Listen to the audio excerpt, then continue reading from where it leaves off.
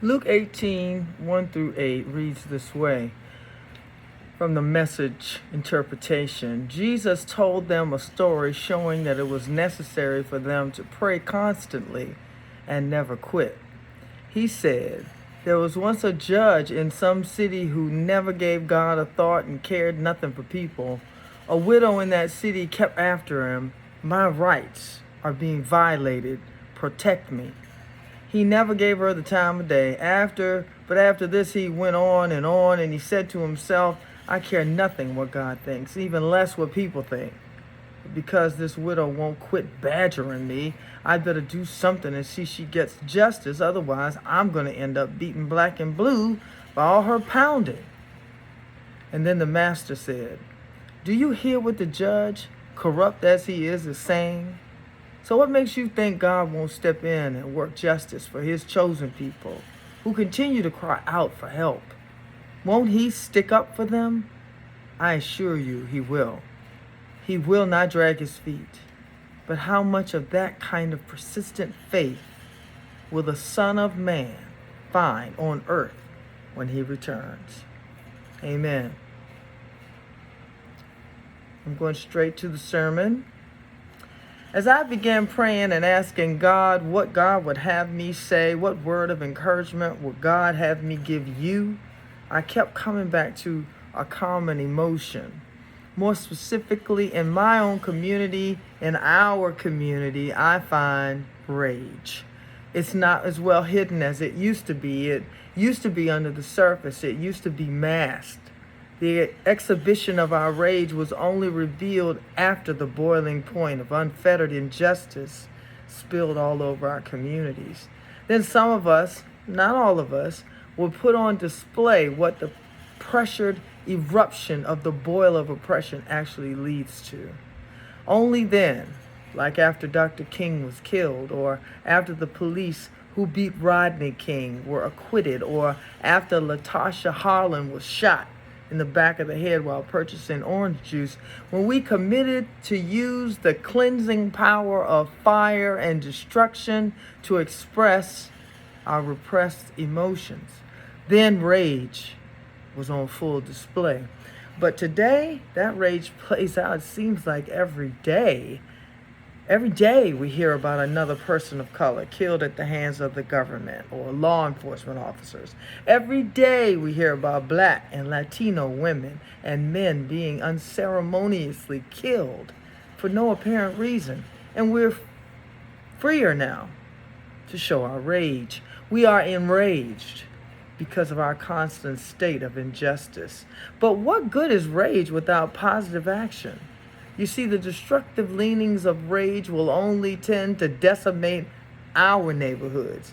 Fire and riots tend to be contained within our communities. And ultimately, though we may get some media attention, not much changes.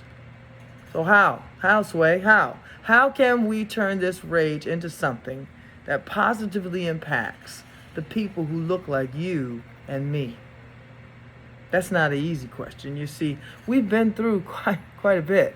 We've marched, we sat in, we sang freedom songs, we've lobbied legislators, and these things seemed to work when I was a child. But like during the civil rights movement, we saw significant changes in the law, but we're still waiting to see some permanent change.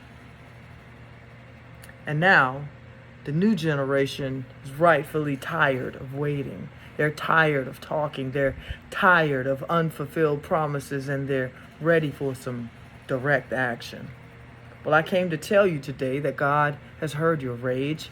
God has not been asleep nor unaware. God is near the brokenhearted. God stands against unrighteousness. God is with us as we chase that elusive and sometimes fleeting notion of justice. So today, I just want to take a few minutes to discuss this sermonic topic. Justice delayed is not justice denied. Get up, stand up for your rights. Praying. As we look into the Gospel of Luke, the Gospel whose writers seem to consistently write about the plight of women, we see the 18th chapter that Jesus has begun his journey to Jerusalem. He's trying to get his disciples ready for his imminent death, but even more so, he's trying to get them to realize, what does it take to be in a beloved community? See, one of the major focuses of Jesus' ministry was and is justice. Most of the confrontations Jesus had with the temple officials involved justice. And even though most of the parables deal with some form of a justice issue, the story of the tenacious widow deals with a form of justice that is particularly important to our community. Young Suk Kim, New Testament professor at Virginia Union, says retributive justice. Can you say that? Retributive justice means, on one hand, the evil acts or people must be questioned and punished, and on the other hand, the victims should be granted justice. So I believe this is the major focus for our protests. We have been denied retributive justice. So here's a little narrative sermon. I hope brings some direction and some enlightenment, a way to look at it, because I believe this is the way God is moving for us. Okay? Let me start by just saying that justice work is not for the faint of heart. It takes grit. It takes focus. It takes a certain relentlessness that cannot be abandoned. Any backward movement will undo years of forward movement. And I'm just saying this because it's nothing to take lightly. Let me introduce myself. My name is JL. I know, right? I'm aware of the biblical sister that was in the book of Judges that killed the Canaanite general Sisera and helped the Israelites win the war. She was a beast, no doubt. But I'm not her, right? I'm just a woman who's lost her beloved spouse to senseless violence. It seems to me that we live in a violent society. We extol violence in our entertainment and in our government. We worship at the altar of domination and violence. And that is how I became a widow. The specifics of my story are unimportant. What I want you to know is that I use a particular justice-seeking methodology that I think you need to use in order for you to get some justice. So, full transparency, I'm a womanist. That's how I read and interpret the Bible. That's how I understand God. What does that mean? Okay, I'm glad you asked. Womanist thought and practice began with Alice Walker's book, In Search of Our Mother's Gardens. Therein, she coined the term womanist to mean usually referring to outrageous, audacious, courageous, willful behavior of someone that identifies herself as serious and responsible. A womanist commits to survival and wholeness of an entire people, male and female, which is different than feminism. Because historically, black women's experiences with God had not been centered or even considered in the academy or in the church, I purposely interpret my Christian beliefs and principles through the lens of black women as image bearers of God. As an HUSD alumna and biblical scholar, Mitzi Smith says, womanism seeks, promotes, and embodies the well-being of black women and men, the wholeness of our entire community of color. So I see events, systems, and relationships all through that lens. Here's the thing. When my spouse was killed, initially I was numb. I was without words. I was knocked completely off my feet.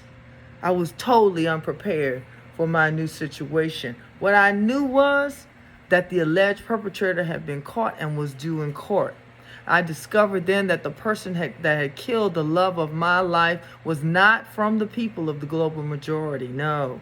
This person was from the dominant population. Not only is this person from the dominant population, this person is the murderer of my spouse is an elected official. So when I found that out, I knew I had to fight. to get some justice. It started with law enforcement releasing the killer after he posted a ridiculously low bond. Then the media began to question the background of my spouse, whether she was educated, did she have a record, did my spouse have known enemies, how long had my beloved identified as LGBTQIA? Was there a history of mental illness with her or her family?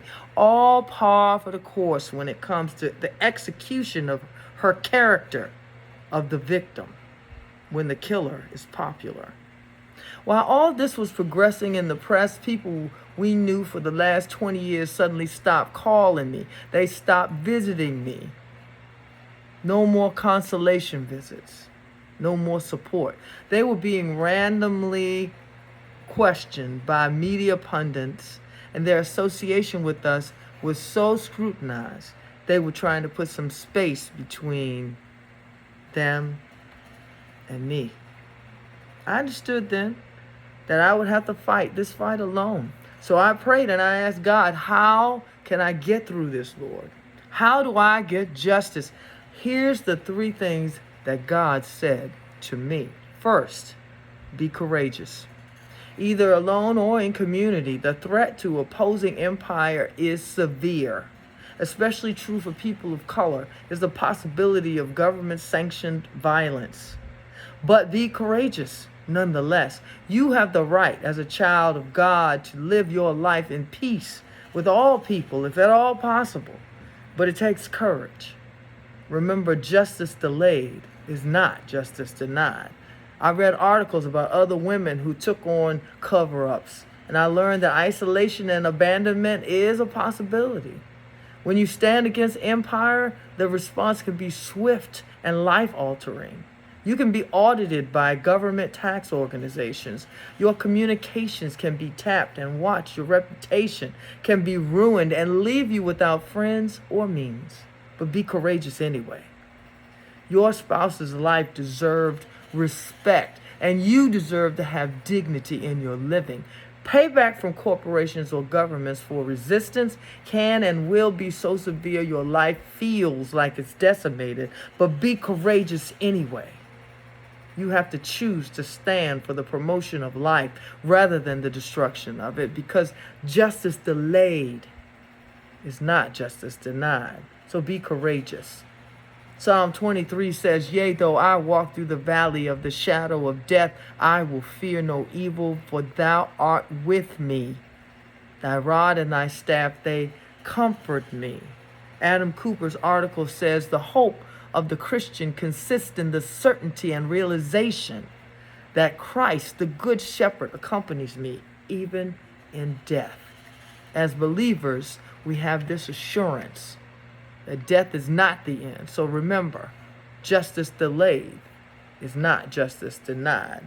Secondly, be relentless. The fight for justice is long and hard and at times can seem fruitless.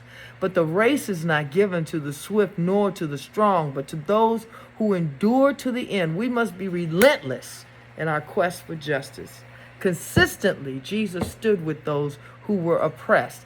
His directives to lift up our brothers and sisters, our community, it requires us to never give up. It took 19 years from the first court victory to desegregate law schools at the University of Maryland until the Brown versus Topeka, Kansas decision in 1954. Today, we're still fighting for education in our communities. But justice delayed is not justice denied. We must be relentless because the future of our very community and our country depends on our unwillingness to relent for what is right. We can't get discouraged because we don't see easy victories. If we relent, we cannot hope to improve our situation.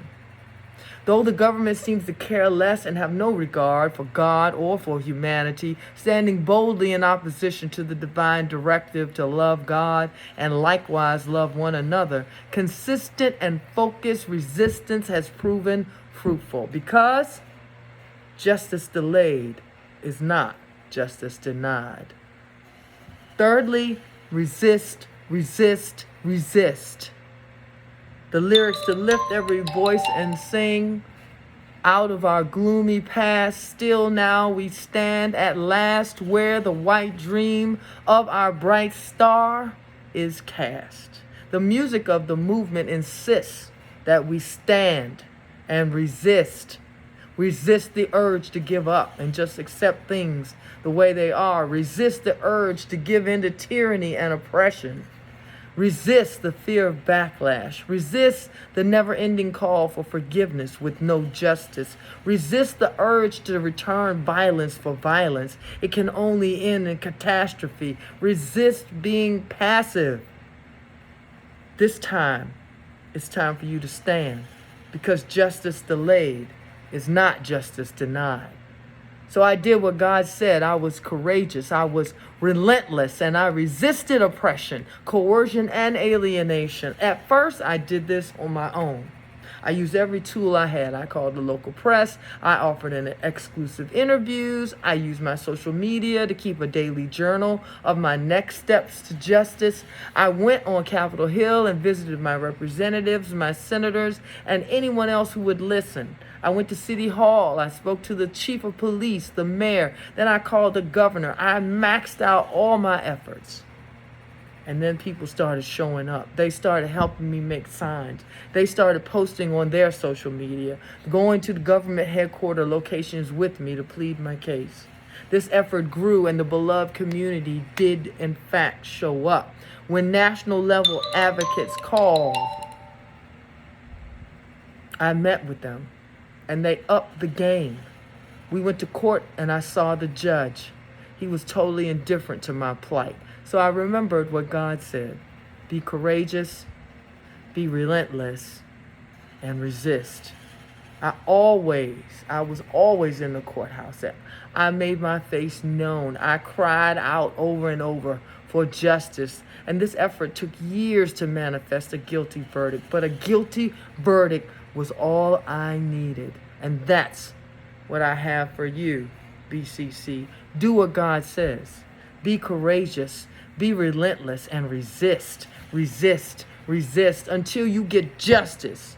Because justice delayed is not justice denied. Right here in the midst of our congregation, we have fighters for justice. Reverend Lumumba extends himself every day to help those in his community. He's trying to help them regain their dignity, helping them to navigate the system that seems to keep them on the defensive, coming all the way from D.C. to Fort Washington to gather donations that will bless the people. He's courageous. He's relentless. He resists all efforts to shut him down, all because he knows justice delayed is not justice denied. Reverend Debbie, the director of neonatology for MedStar in this region, still has people who ask for the real doctor when she comes into the NICU. The same Reverend Dr. Deborah Hoy Jones, who's returning from Jordan this week from donating her time to teach Jordanian medical professionals updated procedures to protect their babies. She's done that in Haiti and all over the U.S., and she still deals with the injustice of dehumanization. But she knows that justice delayed is not justice denied. So she's courageous, relentless, and she resists. Reverend Guy Moloch, our pastor, is the director of civil rights for his government agency. He's called to stand in the gap for the people who are mistreated, denied their rights, and to restore some form of justice to our system. All because he knows justice delayed is not justice denied. Tim Harrison is a senior ranking official in the government for security. Not only does he ensure the security of our government, Tim goes out of his way to help our people in the community. He works with veterans who were injured or experienced injuries while on active duty. Tim ensures their cases are presented, recorded, and won to provide compensation for their active duty injuries. It may take a long time to get these cases cleared, but he knows the system and he's willing to ride out the process no matter how long it takes so that that veteran gets some justice. All because Tim knows justice delayed is not justice denied. We have Aunt Margaret, Naima, and Leola. All are our teachers. And they work all day long in the classroom and then all evening for their students. They are underpaid. They get little support from the system. So they take their own money and they buy what they know the students need in their classes, because they understand justice delayed is not justice denied. Finally, my own daughter, a law enforcement officer, decided that she is willing to put her life on the line so that when women and men like her 3 brothers and her dad have encounters with law enforcement, they will be fortunate enough to speak to someone that looks like them. Every single day, she uses her judgment and discretion to determine how best to maintain civic order and ensure that Lady Justice remains blind to color, gender, orientation, ethnicity, and class. All because she understands that justice delayed is not justice denied. See, Jesus told the parable of the tenacious widow to encourage us to stay in prayer, be courageous, relentless, and to resist injustice. He would have us remember that even officials who represent the system and take oaths to protect and serve, systems that are said to provide justice and care, can be the same systems that oppress and threaten the lives of well-being of marginalized groups, especially Black women. Justice work is hard. But if we are to ensure justice is available for our nation, for our families, for our community, and ourselves, we must take this rage that we feel and we must channel our efforts to a positive goal. We can't give up. Can't surrender, because it's worth it. Jesus stood against religious injustice and community injustice, and that stand eventually cost him his very life. And it could cost us the same thing to us. But if we're courageous and we're relentless and we resist, we can move closer to a just society. Justice delayed is not justice denied. So get up, stand up. Yeah, stand up for your rights. Come on, sing it. Get up, stand up. Well, don't give up the fight. Sing again with me. Get up, stand up. Well, stand up for your rights. Yeah, get up, stand up. Don't give up the fight. God bless you, and amen.